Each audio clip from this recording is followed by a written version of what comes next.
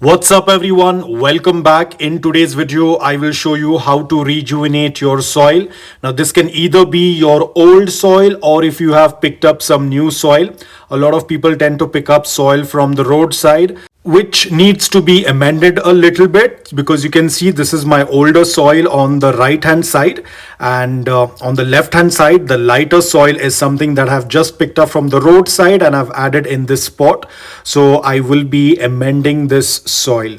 Now the first thing that I'm going to be adding in this is coco peat. Even though the regular soil tends to retain moisture, but with the help of coco peat it will retain moisture for a longer period of time, because most of our foliage plants and flowering plants, they prefer a slight amount of moisture, and that is what coco peat is going to help in. Apart from retaining moisture, coco peat will also help loosen the soil, especially if your soil has a high content of clay.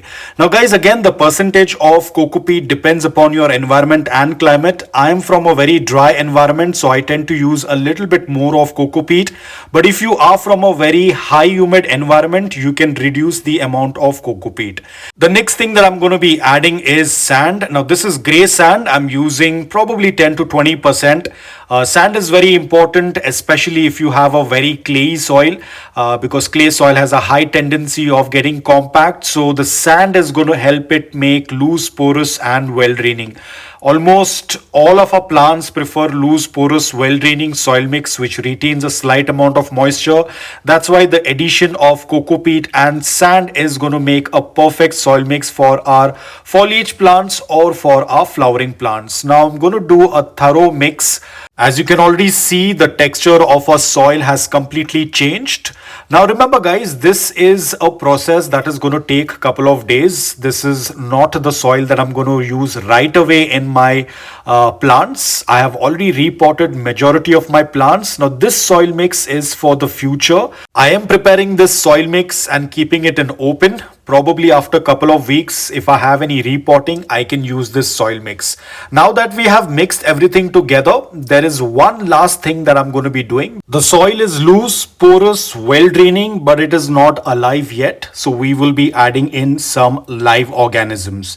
And what's best than our compost tea? I have collected some compost tea and I will directly use it into the soil. I will sprinkle it all around in this pot. Now, as I mentioned, there are no plants in this. You can use the compost tea in a concentrated form. We won't be using this soil right away. Probably after a couple of weeks we can use this soil mix. Until then it is going to be left in the open like this. Now you'll also notice that the soil is starting to clump up. The reason is because we had used fresh red soil which had a high amount of clay content, but over the period of time this soil is going to turn loose, porous. It is not going to be sticky. Right now the live microorganisms have only been added in.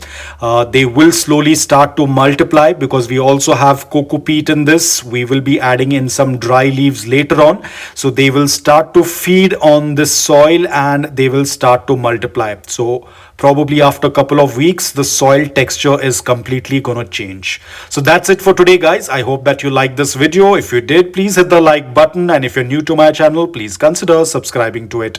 Until then, take care, stay safe and keep planting.